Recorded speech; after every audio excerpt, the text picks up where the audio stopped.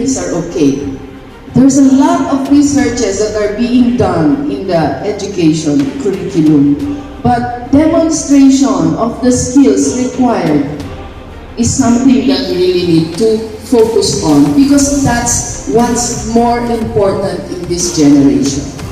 Because of that experience in that engineering recruitment activity, the owners of EMS Group found it necessary to set up or establish a company that will reach out to the education sector in basic education and in tertiary education, so that we can come up or develop programs that will incorporate the skills required in the industry through our learning programs, training programs. Kahit papano we get to influence the output.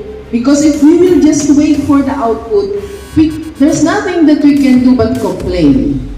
But if we come up with programs, provide a solution rather than just settle on the problem and just observe and complain, what we did was to come up with the programs, and nangungulit po kami sa Department of Education, the divisions, the private schools, the public schools, to look at this. And if you would like to consider, we will be very happy for you to be a partner.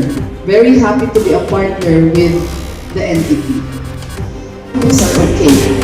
There's a lot of researches that are being done in the education curriculum, but demonstration of the skills required is something that we really need to focus on, because that's what's more important in this generation.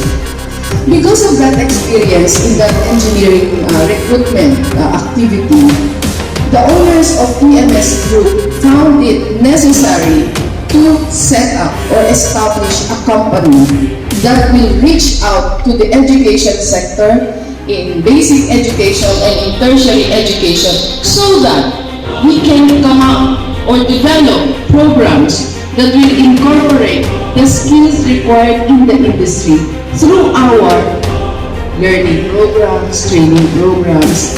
Kahit papano we get to influence the output. Because if we will just wait for the output, there's nothing that we can do but complain. But if we come up with programs, provide a solution rather than just settle on the problem and just observe and complain, what we did was to come up with the programs. And nangungulit po kami sa Department of Education, the divisions, the private schools, the public schools, to look at this. And if you would like to consider, we will be very happy for you to be a partner. Very happy to be a partner with the entity. Partnerships are effective and successful if the entities are aligned in their values and mission. When you were citing the quality policy earlier of the Department of Education, there is this emphasis on continuous improvement.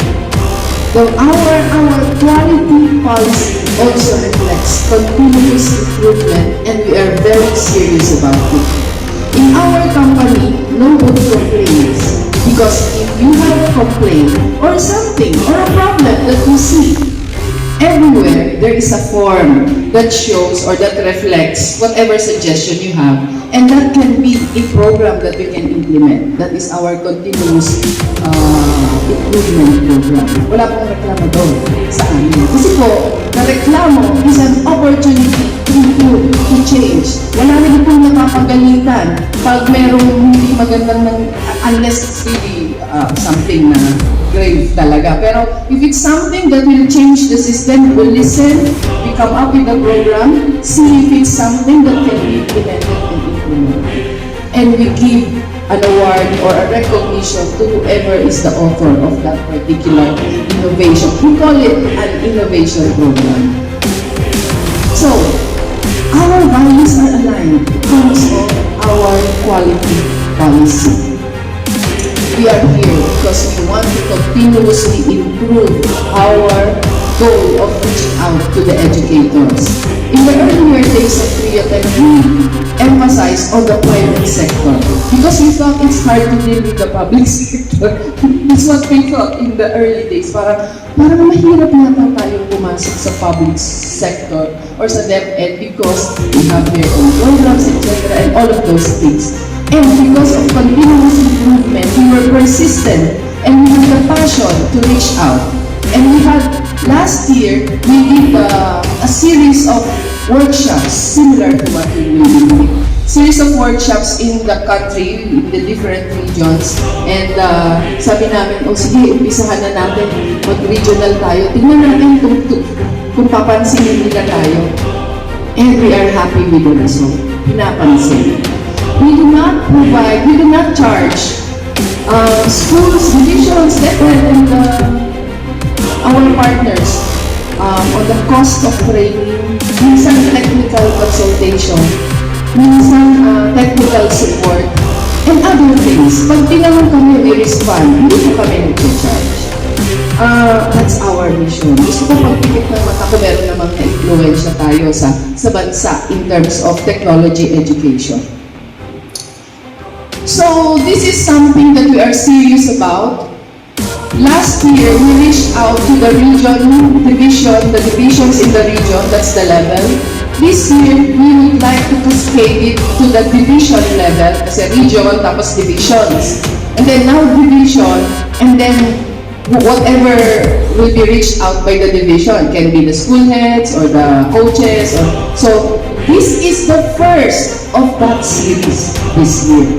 And sabi ko kay Miss Jen, she's the one in charge of it, unahin mo ang Isabela. Unahin mo Isabela, huwag makakalimutan niya.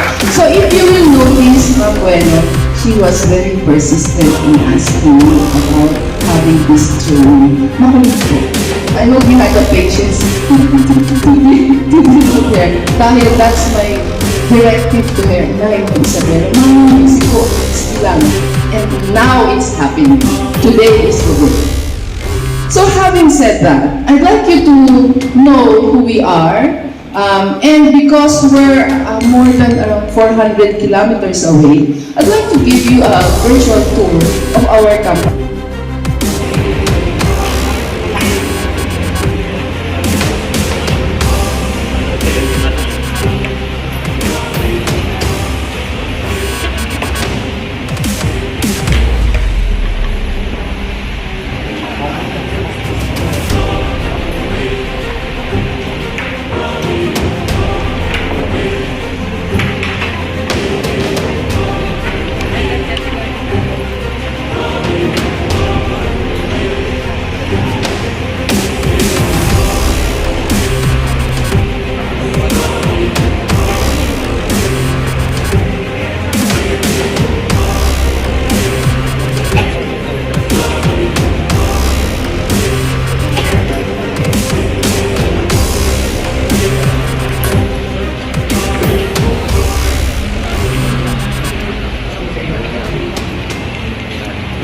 Harap wala na siya.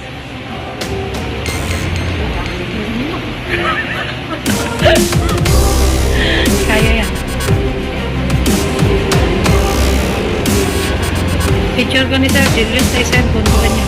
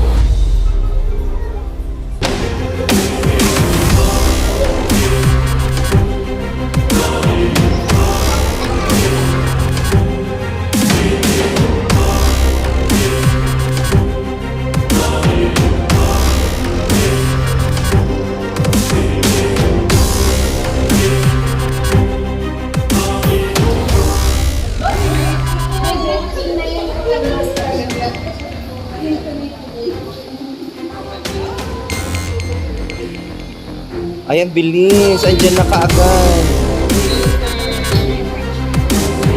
For the win.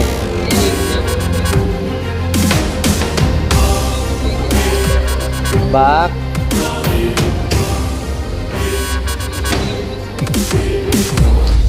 Ay, ang galing.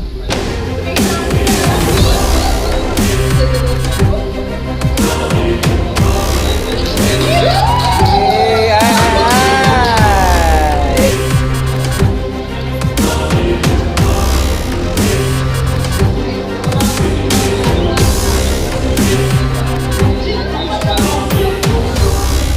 Naninira ka ng wall.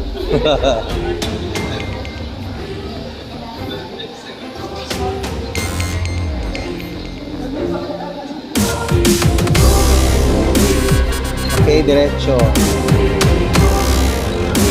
Move. Ups. Move. Up. Okay. Back.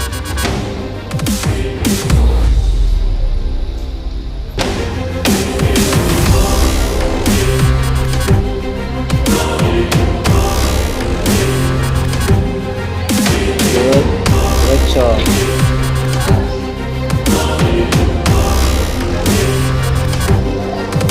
Okay. Okay.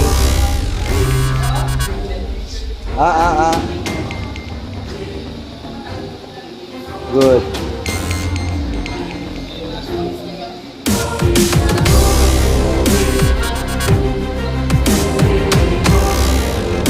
Diretso.